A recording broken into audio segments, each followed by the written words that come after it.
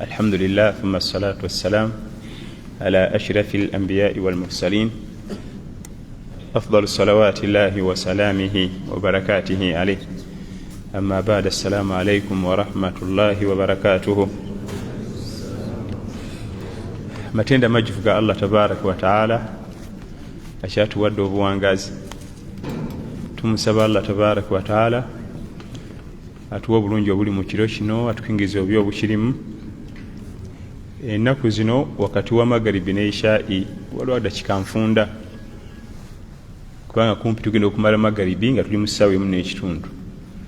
Kati omusomo guno tegulina budde buwanvu, guli mu dakika nga 3-4 nitugenda mu salatu al-isha. tujafunayo shay'an qalilan, na'khudh shay'an qalilan min ahadith rasulillahi sallallahu alayhi wa sallama. tugenda mu babul musaqat wal muzara, ejimu ku miryango gitatera kusoma. al musaqat dini yaffe yasuuka bannange. al musaqat nabbi yali ayogera sallallahu alayhi wa sallama kubafukiri abalima nga bafukirira, kubanga naye wali obulyaza amaanya. al musaqat wal muzara, musaqat abafukirira ebimera ebibira ku miti waggulu ng'emiyembe, fene, kasooli. ate muzara ebyomutaka nga lumonde, muwogo, ye nabbi abyawula sallallahu alayhi wasallam. ekyewuunyisa mu ddungu omwo bwe baali nga tebalima abimanyi era abyawula. lwaki yayogera ku nsonga zino? zaalingamu obulyaza amaanyi obutagambiika. yasanga abalimisa babosi bananyini mataka nga balyaza amaanya nnyo. era mu programu ya al-musaqat wal muzara, musaqat tukitegedde okufukirira ebimera ebyokumiti waggulu, muzara okufukirira ebimera ebyomuttaka. mulimu ne programu ey'okupangisa ettaka, programu ey'okupangisa ettaka erimu emiteeko 3, ebiri giri halal, ogumu guli haram. ebiri egiri halal gyegiruwa? ngenda kupangisa eka y'ettaka $50,000 olime mwaka mulamba, oba bikusaze oba ofunye zitibinkwatako, ziteeka ni mitwalo gyange 5, eka y'ettaka yiyo genda olimire ku byoyagala. ekyo kiri halal mu sharia, kubanga onayinza okupangisa, ayinza okuba kuwadde $50,000 naye nafuna sente mpya n'enkadde mu sizoni emu, oba ne bimusala n'ataano ge ne gatavaayo. newabeerawo empangisa ey'ekinaku nti byogenda okulima tugenda bigabana percentage. sina sente za kuwa, njala kulimirirako wano, nina kulima kasooli ninja kuwaako, ne mukkaanya nti ojja kumpa 20% ku kasooli gogenda okulima, oba 30 oba 40, ne mukkaanya ku percentage. amakulu mba mugenda kugabana byonna, bw'aba afunye mugabana kufuna, bw'aba afiiriddwa mugabana kufiirwa. eyo nayo empangisa ekkirizibwa. eyokusatu, nabbi sallallahu alayhi wa sallam gye yasangawo mu jahiliya period era n'agiwera, yeriwa balandlord bo basinganga kugamba nti bagabananga ebitundu. okuva wano mpaka wali gwe ogenda okulima ebibyo, okuva wano mpaka eri olime ebyange, anti olina sente ogenda kulima nga bagabana. kati balandlord batwalanga ku saidi y'omukikko, kubanga mu kikko wabirayo obugga n'entobazi. kati ebimera byayo emikisa gy'okuba nti bidda giba waggulu, eno ku lusozi waggulu teri wakalu. abaali bakuliddeko mu byalo mba mutambula, mulinnya akasozi ne mukka ne muyita mu kagga, ne mulinnya akasozi ne muddamu ne mukka ne muyita mu kagga, oluusi ne ku nkoma. kati ebimera ebiriraana eno ku kagga bifuna otuzzi wali. eyo empangisa y'ettaka ekika ekyo n'agiwera sallallahu alayhi wa sallama, kubanga erimu obulyaza amaanya. gwatute ku saidi wali amazzi, emikisa gy'okuba nti gwe ogenda kufuna emaali nyingi, ebimera bye biyitemu, ebyange bife, giri waggulu. gye yasanga baliko ba ahlul madina, ab'e Madina abe Khaybar nadale Khaybar kubanga Khaybar mantiqa ziraiya Khaybar mantiqa ziraiya kifo kya bulimi natuukawo kirimu entobazi balimirayo nnyo bwe twogera mu nsi z'amalungu okusinkana ekifo ekirimu entobazi si byangu kiba naadira jiddan walumu nnyo okusanga ekifo nga kirimu entobazi naye ekifo kino Khaybar balandlord bwe bakolanga abalimi kukakananga musajja wattu season egenda okuggwako ngaafunye 10% ate omugagga alina 90% kubanga yatute saidi ewali amazzi ebimera bye ne bijinjimuka nze ne wange tulinda nkuba ne bikala nabbi n'akiwera sallallahu alayhi wasallama bwe kibanga gogenda opangisa ettaka talina basente za kuwa mugenda kugabana bya bulimi ya imma okuteesa percentage nti ntwala 20 ku byogenda okulima oba 30 bweba bifu season bwefa tufiirwa fenna tanti munange ebyafudde kati season bwe peakinga tufuna sente nyingi tufuna fenna kati mu babu almusaqat walmuzara ejimu no ku miryango emizibu mulimu hadisensi bwezibu omanyi yateekamu hadithi ya Aisha radhiyallahu anha bwe tunatumaliriza tujja kulaba lwaki yagiteeka mu kitabo kino ana Aisha radhiyallahu anha anna rasulallahi sallallahu alayhi wasallama ishtara min yahudiyyi ta'aman wa rahanahu dir'an min hadidi rawahu al-Bukhari wa Muslim. Hadithi ya mama Aisha radhiyallahu anha muwala wa Abu Bakr as-Siddiq radhiyallahu anhu mukyala wa Nabi Muhammad sallallahu alayhi wasallam azalibwa Makka yali mukyala mu Quraish al-Qurashiyya agatta kabire mu ne Nabi Muhammad sallallahu alayhi wasallam bawe yamufumbira emyaka emitono nnyo egitawera mwenda namufaako sallallahu alayhi wasallam. Omukyalo ono mukugu nnyo muyirimu omu ku bamanyi ba umma ye mukyalo ono Aisha radhiyallahu anha atunyumiza kyombaka sallallahu alayhi wasallam ishtara min yahudiyyi ta'aman yagenda okugula emmere ew'omuyudaaya tewali sente namugamba mpola omuyudaaya namugamba osingira ki warahanahu dir'an min hadidi namusingira engabo ye shield najimulekera tibwe naleta sente nga onziriza engabo yali yakolebwa mu byuma engabo ebyakozesebwanga edda okulwana okiyambako amafumu obutakutuukako obusaale bayita shield mu luzungu nabbi alina engabo ye bamukolera wadde teyali teyitabanga nnyo mu bato muli naye yabeeranga armed nga banekisooke n'engabo ye sallallahu alaihi wasallam in case nga bumanyi embeera z'entalo mulaba yinza omulumba kati baali bamukolera engabo ye gyabeera nayo gye yasingayo omusajja omuyudaaya n'amuwola emmere. Al-Yahud abayudaaya be bagamba nti basoma ddiini ya Nabbi Musa alayhi salam bebayita abayudaaya al-Yahud ate abanaswara be bagamba nti basoma ddiini ya Nabbi Isa alayhi salam bebayita abanaswara. Kakati ebyokuyiga mu hadithi nfofoolo ekisookera ddala twogera ku first family naye bali mu kwewola mmere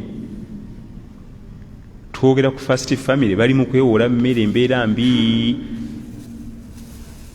eyo state house gitwogerako ffe tuddawo ne tukaaba mbu sente zibuze tuddawo ne tukaaba esente zibuze tezirabikako tetuna kyakulya. Nabbi sallallahu alaihi wasallam mama Aisha atugambye nti ishtara min yahudi ta'aman yagenda okugula emmere w'omuyudaaya nga tewali sente warahanahu dir'an nasingayo engabo bamuwola emmere.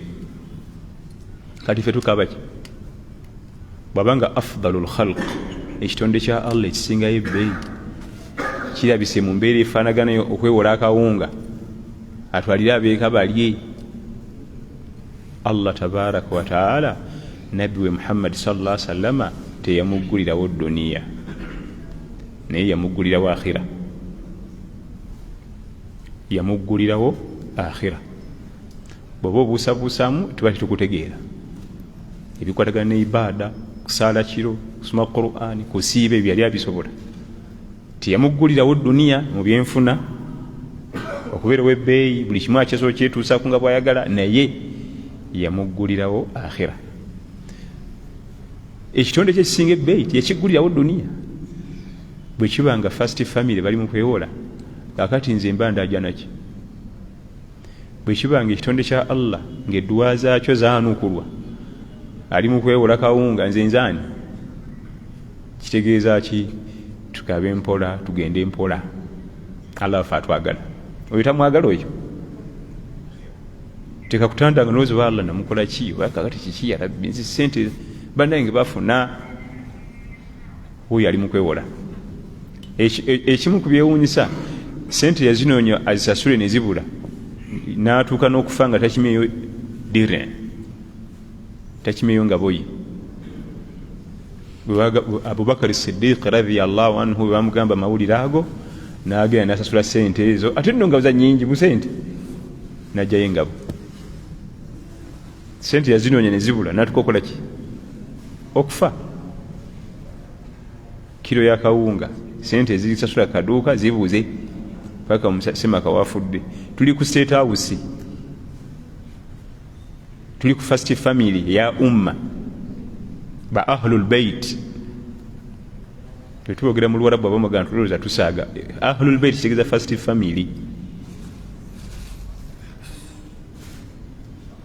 Paka kufa Abubakar Siddiq radhiyallahu anhu nti tetuyinza kuleka dere ya mukulu omusajja ono agitwale bw'atyo ku kiro ya kawunga, kubanga ya bbeeyi ekisooka yasene nyingi. Ekyokubiri kinalabika kitya mu byafaayo nti byatulemerayo, n'asasulayo ssente n'akumyawo engabo yaffe. Kyetusoose okuyiga mu hadithi kyekyo, bwe kiba nga first family beewola nga akawunga ku dduuka, olwo nzinzaani. Ekyokubiri kyetuyiga mu hadithi, kikkirizibwa okolagana natali musiraamu. Lwaki oza yagenda wa musajja mu Yudaaya? Mu Madina temwalimu bamasohaba abayinawo nga balina ku buduuka. Yali atuyigiriza nti kisoboka okukolagana n'omuntu nga si wa ummatu Muhammad sallallahu alaihi wasallam. Ekyokusatu kyetuyiga mu hadithi eno, arrahnu, omusingo. Omusingo gukkirizibwa okusinga ekintu nga weewola ssente. Wa in kuntum ala safarin wa lam tajidu katiban farihanun maqbuda. Allah yagula ku musingo mu suratul Baqara ng'eggwako. Wa in kuntum ala safarin, bwe mbanga nga muli mu safari, wa lam tajidu katiban, yali yagula kukuwandiika ebbanja. Arrahnu, omusingo kye ki? Tawthiq ad-dayn, okunyweza ebbanja nti nja kuzza. Tawthiq ad-dayn, sebo njagala kumpola milioni 3 naye kiraga nti nja kuzza. Ekyapa kyange kikyo kya milioni 3 kwata. Era olubeerera omusingo gulina kuba munene ku kyotwala. Amateeka gafuga omusingo mu Busiraamu. Kyondekera wano nkuwe milioni zange 3 nzikuwole, kirina kubanga kinene nga kiri milioni 5, 7 kudda waggulu. So singa ate kyondekera kya ssente ntono, kubanga Nabbi sallallahu alaihi wasallam yasingayo dirham. Dirham bwe twogera mu Luzungu eba bullet proof, naye ngoza kiro ya kawunga ayigula ezo. Essente ezigula olugoye olwe lutyo zezigula kiro ya kawunga wa kiro 3. Kyogenda okusingayo kiteekeddwa okubanga kinene ku kyotwala. Engabo ye yasingayo yali ya bbeeyi nnyo, nga kawunga busaaga busaazi. Tawthiq ad-dayn, okukakasa nti ebbanja lijja kudda. Bwe tuba ebikakasa nti ebbanja lijja kudda mu sharia bibiri, kitabatu dayn, okuliwandiika endagaano, oba rahan, okusingayo omusingo. Ebyo byombiriri Allah tabaraka wa taala bitukubiriza, ya ayyuha alladhina amanu idha tadayantum bidaynin ila ajalin musamman faktubuhu. Abange mu abakkiriza bwe mbanga muwolaŋŋanye mu kaseera akagere muwandiike. Era abantu bangi balaajana bakaba amaziga namuwola tazza kiki ekiraga nti wampola nga tewali. Ate ku mulembe guno okuwandika ebbanja kikulu kubanga mwajjamu obuyaye bungi n'obufere. Olaba twayita ne documents mu nika, marriage certificate, divorce certificate, tebyaliwo. Kiki ekibireesa? Buyaye. Anti ate omukyala bw'atalaba afunye eky'omwami ow'ebbeeyi ng'ate avaayo nti nze simutanga abye mukazi wange, era tubirabyeko naye nga yamutadda. Kati olaba olw'okuba nti tetukyali ku ddiini, mulimu obufere bungi, ne twetaaga documents. Kati ate owoolwa otya nga towandiise? Mukola mu ky'omusingo, akusingira atya ekintu nga temuwandiike wansi n'ababaddewo abajulizi? Enkya muntu agende okukola obuyaye nti ate twawandiika wano n'abajulizi baabano naawe kennyini basayiningi. Kati olwaleero okudocumentinga ebbanja kikulu, kubanga ye Allah yatugamba dda mu Qur'an kiri wajibu okuwandika ebbanja. Kati ate ku mulembe guno okususa obufere kisuka okubeera wajibu, oteekeddwa okuba nga owandiika wansi. Kakati omusingo mu hadithi mu aya Qur'an eraga nti omusingo gubeera mu safaari. Wa in kuntum ala safarin walam tajidu katiban farihanun maqbuda. Bwe muba mu safaari n'owola omuntu, ye Allah alaga singa temufuna agenda kuwandiika ndagaano, ateekewo omusingo ogulaga nti ajja kuza sente. Omusingo farihanun maqbuda, kwata omusingo guteekewa. Ate hadithi ya Aisha radhiyallahu anha eno, anna rasulallahi sallallahu alayhi wasallam ashtara min yahudiyi ta'aman wa rahanahu dir'an min hadid. Yeraga nti niba tewali safaari, kuba nabbi yali mu safaari, yali Madiina, n'asinga engabo ye omusajja omuju n'amuwola ekyokulya n'atwalira abantu be. Kati omusingo gukkirizibwa mu Busiraamu, wabula emisingo gisingana. Waliwo omusingo gwe bagenda okusingira nga tulina gukozesa kubanga oba oyonoona, ne wabawo omusingo gwe bagenda okusingira nga tulina ogulabirira. Kati ng'emmotoka togiteeka buteesaawe egenda kwonooneka, olina okusitartinga mu engine osesetulemu bwoti, kubanga ebimu emmotoka gyekuma okupaakinga ate eba ekaddiira ku supiidi okusinga etambulamu. Ate tulina vuga nnyo era ate obeera eyonoona. Waliwo omusingo nga bamusingidde ente n'ennyana eyonsa, kiba kigezi n'ogikama, kubanga ebisolo ebyo ebikamibwa amata ate bw'otakikama kifuna ate obuzibu. Obawo emisingo nga ttaka gitula butuuzaawo tewali buzibu, teryonooneka. Kati emisingo gyawukana. Waliwo emisingo ng'olina okirabirira. Bakusingidde entebe, oli akusingidde entebe ze tozituulamu, oyonoona, ozikaddiya, teeka buteesi wali wabbali, era bw'otuulamu bamulyaza amaanyi. Kati kisinziira ekika ky'omusingo gwe baleese.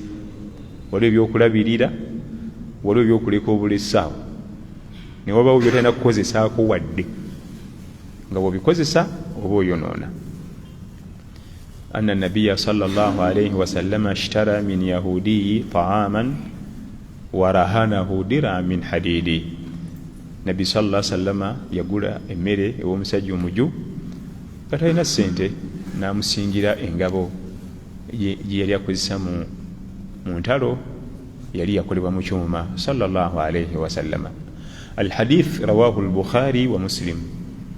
Ojja kukisanga mu bitabo byombiriri ekya Imamu Muhammad bin Ismail al-Bukhari okuva mu ggwanga erya Uzbekistan, musajja mu Russia, yatuwandikira ekitabo ekyo, n'ekya Imamu Muslim bin Hajjaji bin Muslim an-Naisaburi okuva e Naisaburi, katundu kali mu ggwanga erya Iran, emmunyeenye eno gyesibuka. Bwe twali twogera nga tutandika twagera tuli mu babul musaqat wal muzara, omulyango gwogera ku kunywesa, kufukirira ebibala ebyokumiiti waggulu n'ebirimwa mu ttaka. Tutandise neno hadithi. Eno hadithi ekima kimuli olw'ensonga nti mu kulima era mwabangamu emisingo, mwabangamu okusingayo kubanga oluusi yayagalanga okupakasa, yayagalanga okulimirako mu nnimiro nga tena sente zikusasula, n'akusingira kyakusingidde. Oba faamu ye ey'eŋŋamiya gweomuwa ennimiro alime, amanyi ebyobulimi era amanyi bifuna sente, mwabangamu okusinga, akusingira ekintu omuwa ettaka alimireko, then bw'anaamala ng'atunze ajja asasula sente, kubanga ajjukira nti ate omala ofuna emaali otunda nosasula abakubanja n'ojjayo kye wasinzeeyo. Kyava agiteeka mu baabul musaqat wal muzaara. Wa barakallahu fiikum wa jazakumullahu khair. Eyo hadith yetusobodde okwejjukanya akawungeezi ka leero. Obudakika obusigadde tujja bukozesa mu al as'ila wal ajwiba. Naye ebyo byonna bye twogedde biraga obwetaavu bwe tukyalina obw'amaanyi mu kunoonya ilmu. Ekyo kimu. Ekyokubiri biraga nti Oweekitiibwa Nabiyuna Muhammad sallallahu alaihi wasallama buli kantu akaalina amakulu gye tuli yakakoonako, akataalina makulu teyakakoonako. Tufuna ebibuuzo, akati akalirako omwana akalira kaba kubanga kalina amakulu. Sallallahu alaihi wasallama yandibadde akoogerako. Naye olwokuba tekalina makulu, naffe tukawa makulu. Noonya dustbin weeri, ekyo n'okyogera mu Buganda oba owedde ayala kutukola ki? Kaba kubanga akalira kalina amakulu yandibadde akola ki? Kati huyo atulaze n'ennima, atunyonyere balima ng'onoopangisa ettaka, n'akukkiriza opangise sente bagende balime, oba mugenda kugabana be balimye, so si nti gwe lime eyeeri eyiyo eyeeno yeyange kubanga neyinza okufa eri neyitamu musajja tunalimira bwereere. Waba tusene mu nnimiro sallallahu alaihi wasallam. Kati byataawa makulu ebitalina makulu eri umma tiyabisinyako sallallahu alaihi wasallam. Naye ffe ate tubiwa obudde ne muvaamu n'olugero nti amulabiriranga kalira ka muto, kubanga mu programu zaffe eza wano mu Buganda akuba kalabirira olulabirira katerekebwa kakuumibwa n'ebifaanagana ng'ebyo. Naam.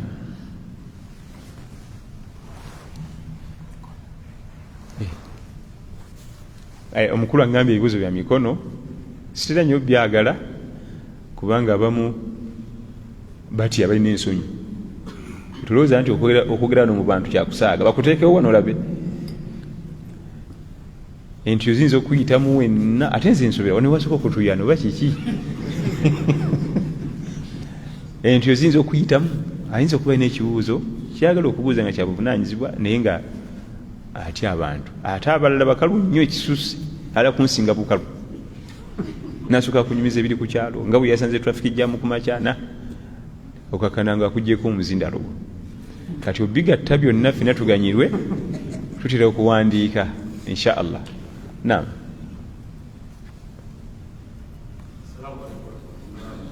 Alaikum salam.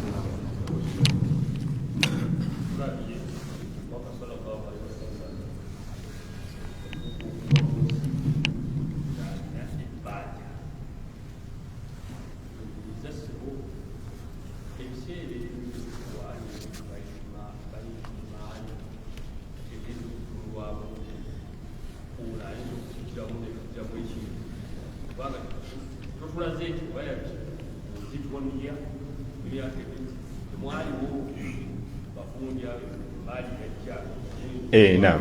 Kakati Mukama waffe abuuza nti tulabye nga Nabbi yatuuka n'okufa sallallahu alaihi wasallama ng'alina ebbanja ew'omusajja atali musiraamu. Tewaliwo Baitul Maali al-Muslimiin mwayinza kukwata ne basasula ebbanja ly'omukulu? Yaliwo Baitul Maali al-Muslimiin, yaliwo.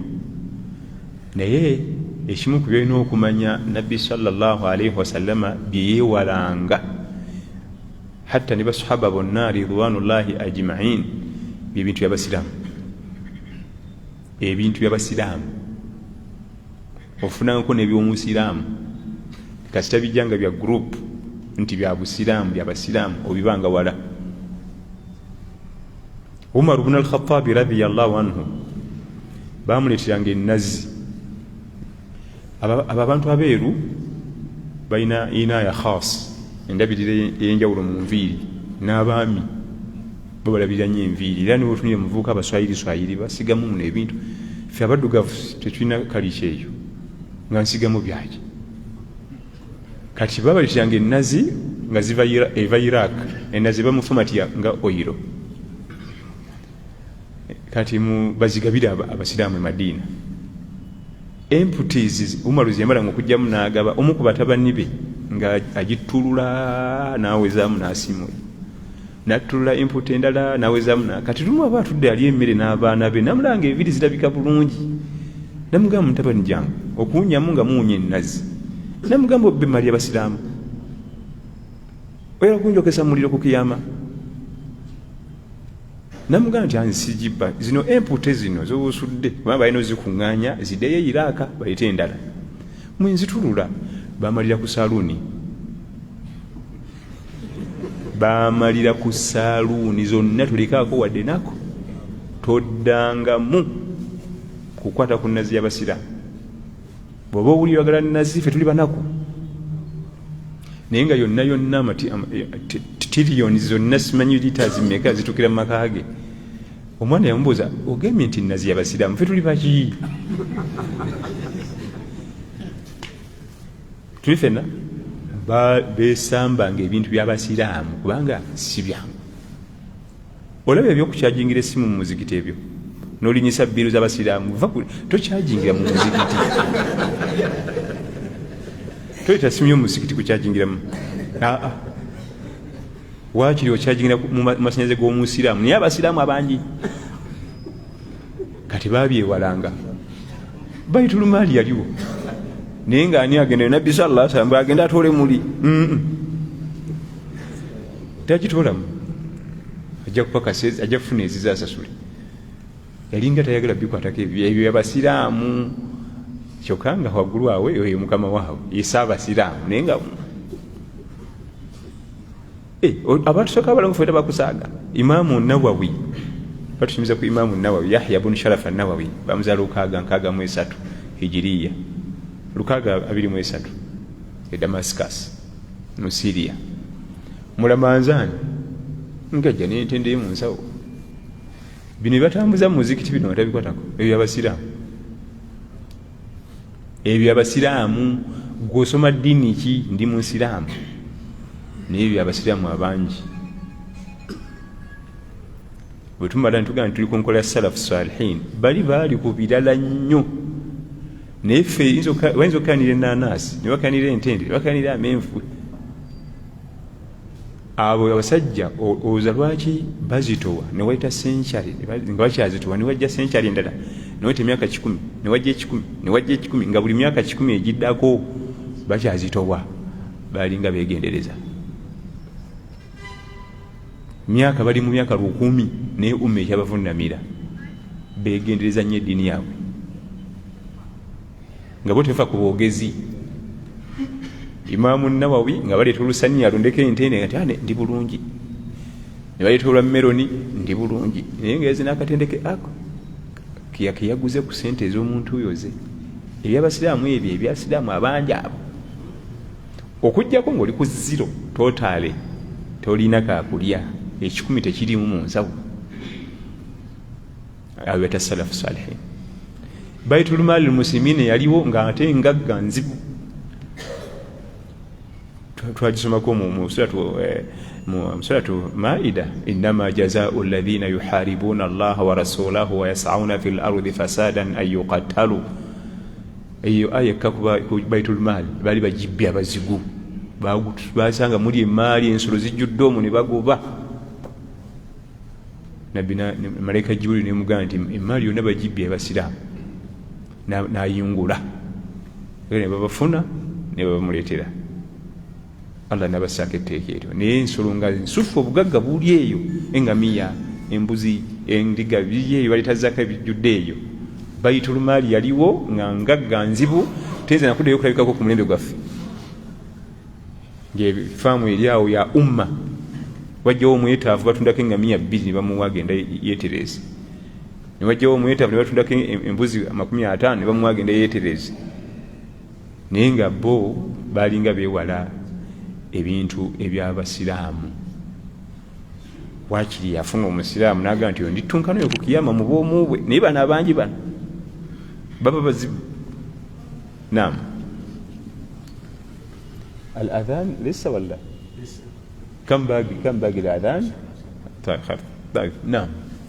Seka babu gyolimu nti nalimako naye ebimera byetufugirira waliwo bino byetuyunga okeza omuti eno wansi nga gwa muyembe waggulu nga mucungwa kali mu prosesi y'okukula oyunze biyungu kiramulwa kiki ekyo okuyunga emiti obuuza kyakuyunga miti tewali buzibu kikirizibwa okuyunga omucungwa ku nniimu oba ku kamalima awa oba mangada tewali buzibu yajuuzu kikirizibwa.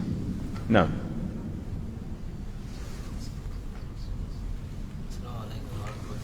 Waalaikum salaam wa rahmatullahi. Omuntu bwanteresa ssente ez'emitwalo 5 nga za chenji sizawamu nenfunamu obwetaavu bw'okuba nga neetaaga chenji w'emitwalo 5 zikirizibwa zeeyambisanga. Oli bw'aba kuteresezza ssente ze mitwalo 5 nga bwa 15,500 n'ojja weetaaga chenji omala kumusaba. Bw'otamusaba batulina amaana. Omala mumusaba nti neetaaza obwetaavu wano bwa chenji bwa mitwalo 2 ate obwo bwa 5,500 njala kujjako.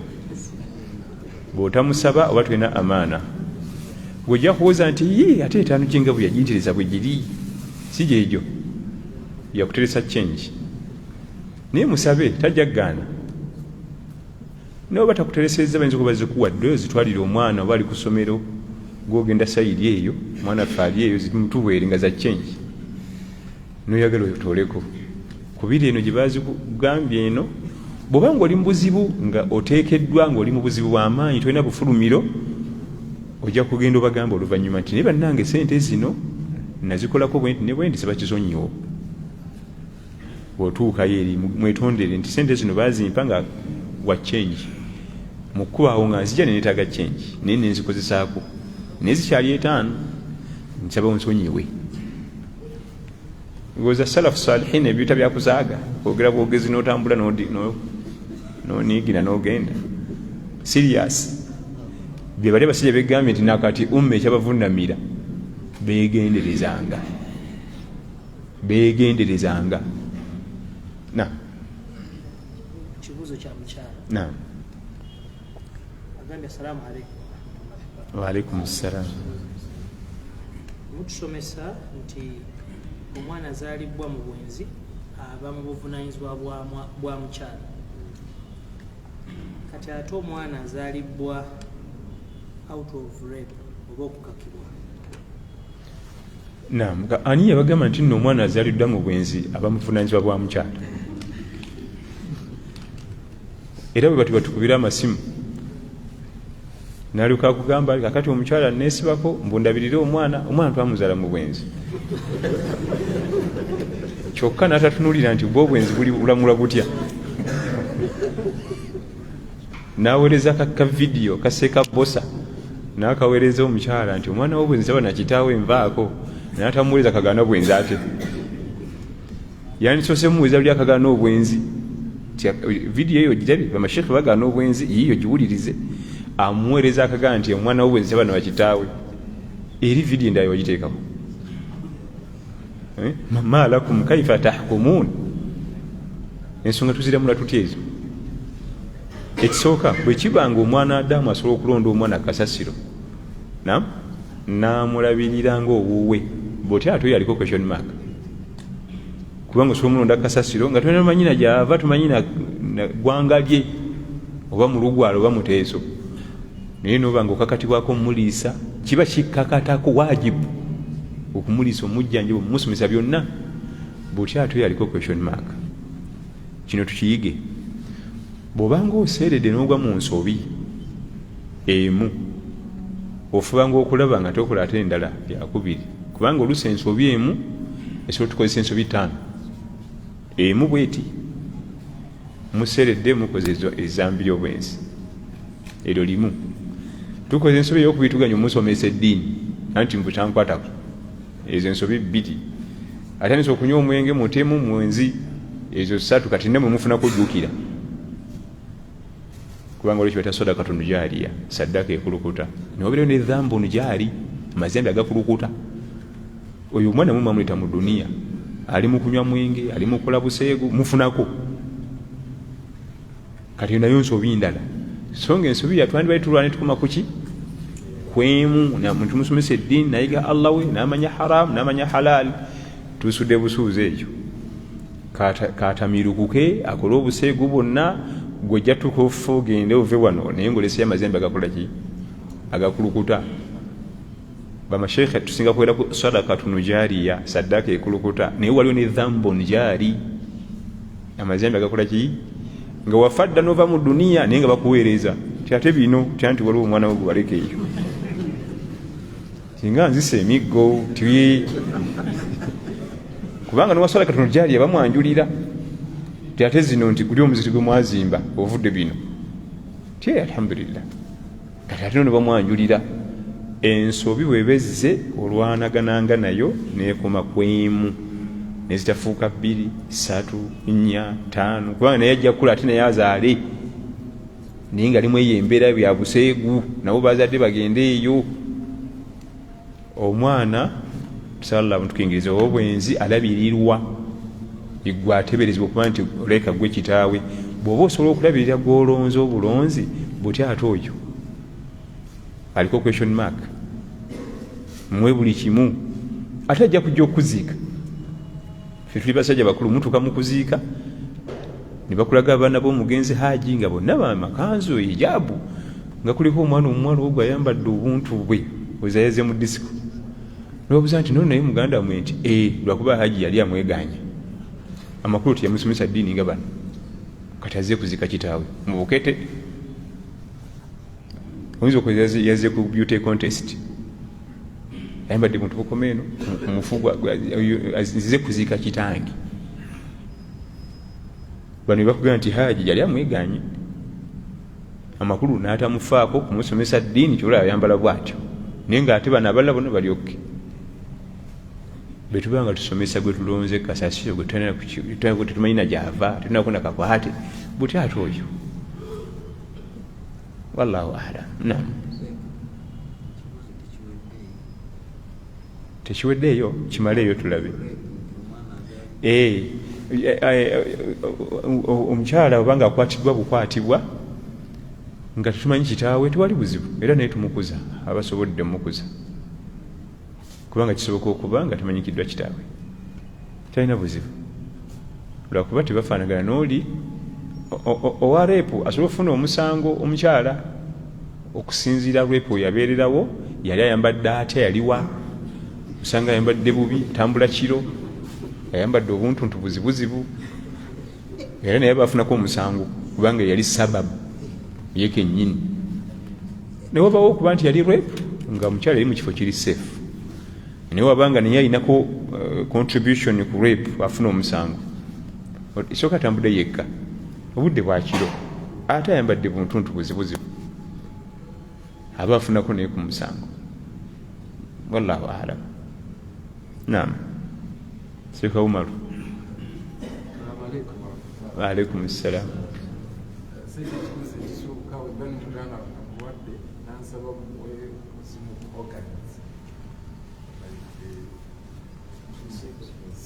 naam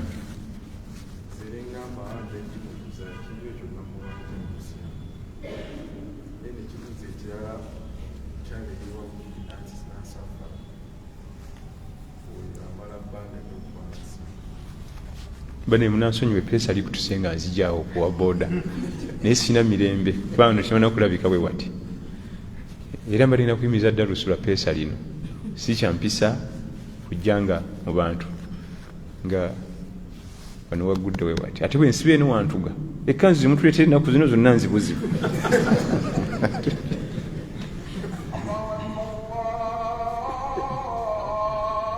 naam kakati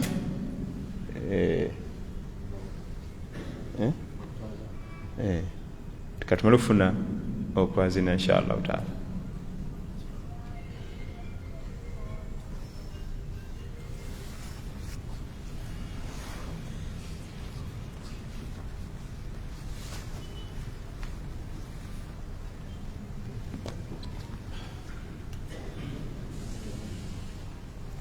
tugende maaso. Sheikh angambye omwazinyi tujja muwulira ng'atandise. Obusiraamu bwakkiriza bwe tukizuula nti ono alina ekiyungu ekiyinza okugasa ono, tusobola okuteesa ne bakimugulako banaakigaba. Hata ne mayiti ne bakizuula nti mayiti eri tusanzemu ekiyungo organ esobola okugasa ono, naye tubona kusaba famire tibanaye mayiti yammwe erimu ekiyungo esobola okugasa abalamu. Olayinza okubuuza ebyo gye biri naye lwakuba ebyo bibaawo ng'omuntu yakakala yakafa, naddala bafa accident nga badde mulamu bulungi, kubanga Allah yatonda omwana Adamu nga bw'aba afa tazikiza zonna swiki lumu, swiki zigenda ziswikinga mpola emu ku emu. Eduniya eno Ibn Qayyim al-Jawzi aga nti amaaso gakerewe eddakiika 5, amaaso okuzikiza layiti yaago galeme okuddayo okulaba kitwala eddakiika 5 ng'omuntu amaze okugiwamu omwoyo. Ibn Qayyim al-Jawzi gwe twogerako bali mu kyasa kya 6 mu myaka gya 600. Ibn Qayyim al-Jawzi amaaso gakerewe eddakiika mmeka? Amakulu singa omuntu ono aba afudde ne bagangujira gasobola okugasa omulala. Tebizikira byonna lumu, kompyuta ezimu zisigala zikyali on kati zigenda ziswikinga mpola. Sisitimu eri wano jamaani ebakubanga mwanadamu yagikola singa tutambula tuleekana nti factory naye Allah yazikola zonna ziriko silencer, zonna operating system eri one. Amafactory g'olina g'otambula nago wano gaba kubanga mwanadamu yagakola.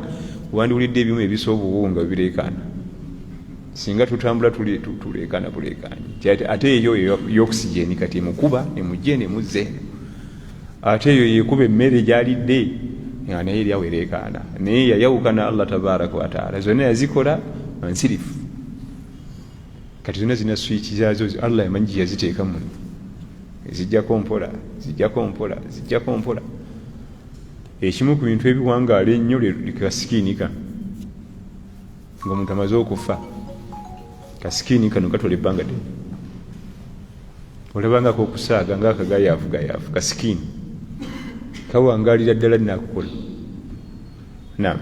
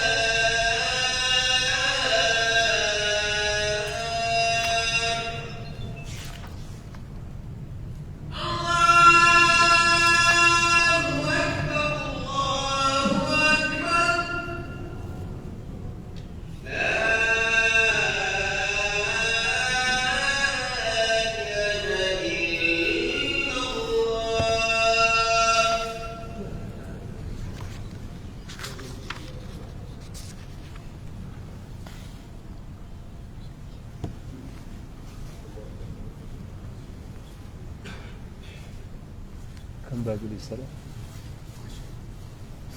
كل شيء 10 كل شيء طيب جزاك الله. بسم الله الحمد لله وبه نستعين. kakati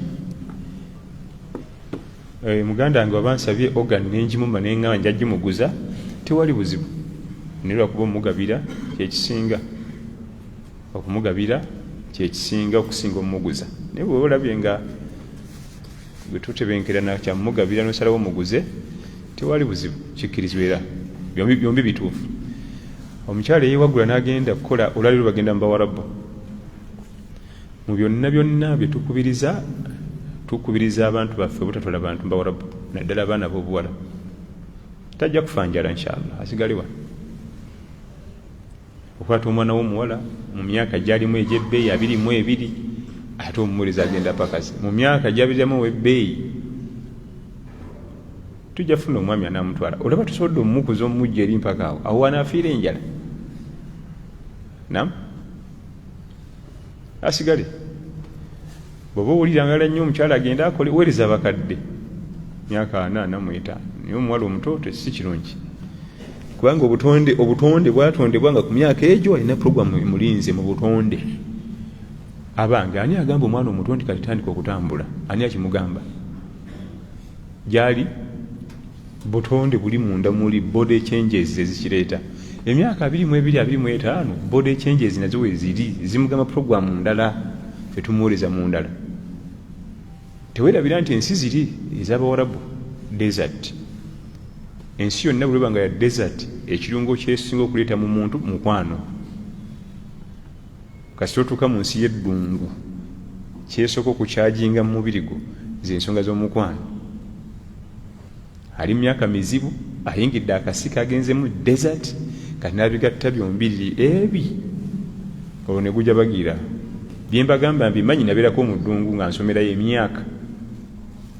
Twava wano nga tulina bakyala nga ne programu z'okukwasa tulina zirowoozaako weeks 2 nga twakatuuka e Madiina nga buli gwe tukaga nti njagala kudda Uganda kuwasa nga twava eno nga programu tetugirina. Bamasheekhe baffe batusomesa basukka ne bakitugamba oluvannyuma nti eddungu hiiti eri ebeeramu ekyajinga nnyo emibiri guno gwonna organize zonna ne zizuukuka ne ziba active buli kimu kati okakananga programu esoma bwetyo n'emyaka gyennyini we giri kati bw'ogatta byombiriri. Naye baba yeewagudde bwe bwaguzi obufumbo bukyaliwo kubanga kibanga era omukyala anobye aba yeewagudde obufumbo bukyaliwo kati tuteese tutuke ku nzikiriziganya then bwe mba mu bugaddewo nakyo kimanyikwe bwe buba bukyaliwo nakyo kimanyikwe. Omukyala anobye aba yeewagudde naye tikigalawo obufumbo buba bukyaliwo. Okunoba kw'omukyala abaami abamu nze sikima mukazi saala kummanyiira n'azimba yalowooza mbu olukyakoze kya ddiini era kya bugunjufu. Ekyo si kya ddiini era si kya bugunjufu. Ekyeddiini era nga kya bugunjufu olutegeera nti anobeddewa nti gindi gy'olaga ate mukulu kiki kimye mukazi wange agambye ali wano. Ekyo kiraga ddiini kiraga bugunjufu. Naye buli otagende baga nti wayi bulijjo omwana affe ali kuyoleke omusajja talinyanga nako wano ekitegeeza dde yamukoowa dda oba anaavaayo bataaveeyo gwe gendayo.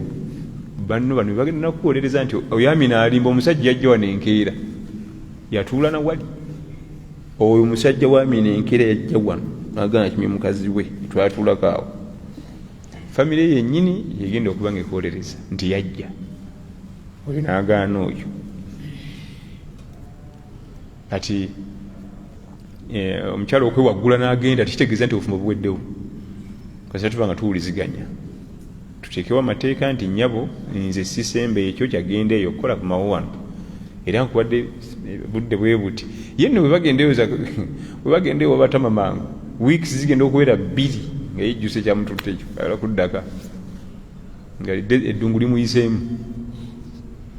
Ate nze neewunya balekawo abasajja bagende bakole ate abali eri banoonya basajja kudda kufumbiro. Bano abali wano ala kusulawo obufumba dduke mu Buwarabu abali eri batukwira amasimu nze newaba alina kaluumu ako nga talina wadde 10 nja kugumira akawunga gwe munfunire kyokka ng'ate wano yalekawo balina n'amaka balina ennyumba yaabwe gye basulamu weyadduka naagera neyegatta eri. Naam. Alaikum salaam.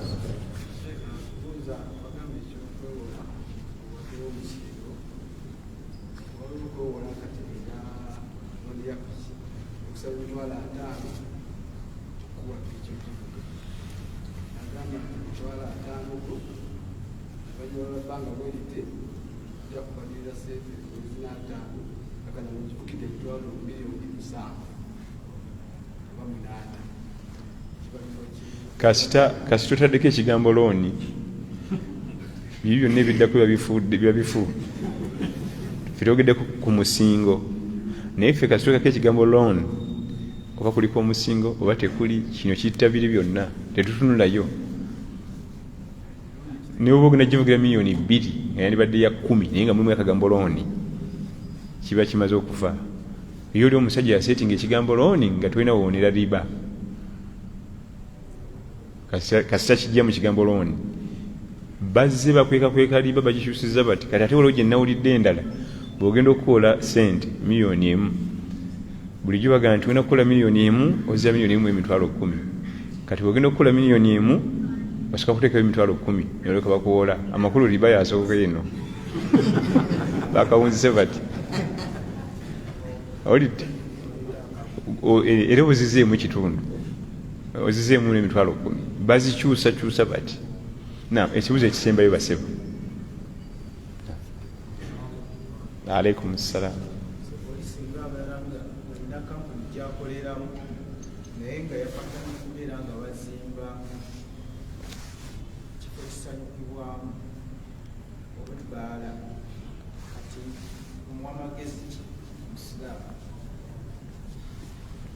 Nawe buuza ekyo. Alaikum salaam.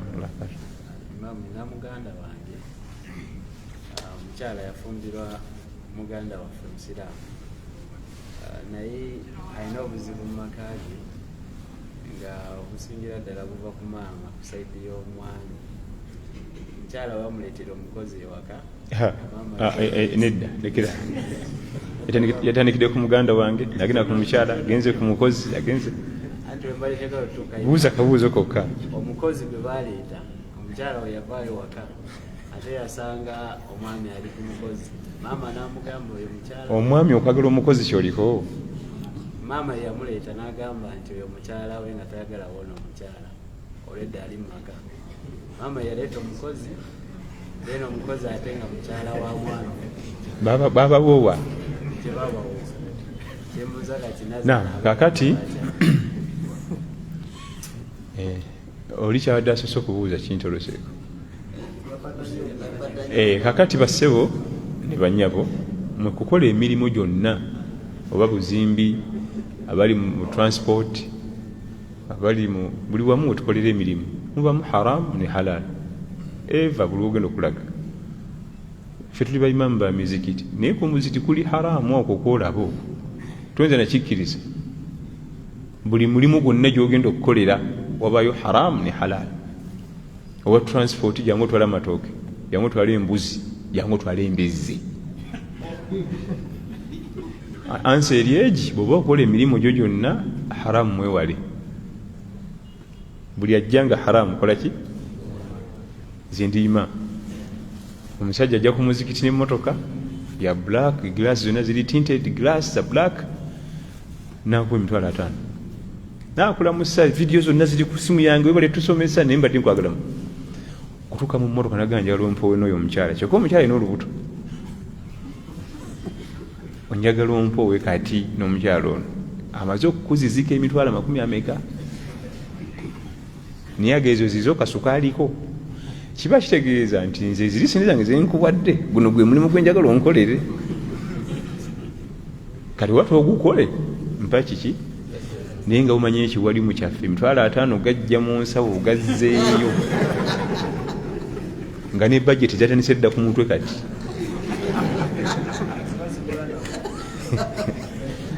Kati kyembadde nkulaga kiri wano nti emirimu gyonna gye tukola mubamu haramu n'ekiki wonna woobeera stage nze tusaba Allah tunyweze era omugambirawo nti munnange akasente kaakano kubanga nze okuwa n'oyo benneetaaga bingi talina kuba na lubuto taata waalu abamugaba famire kwata sente zo naye okuzijjayo mu nsawo zimudde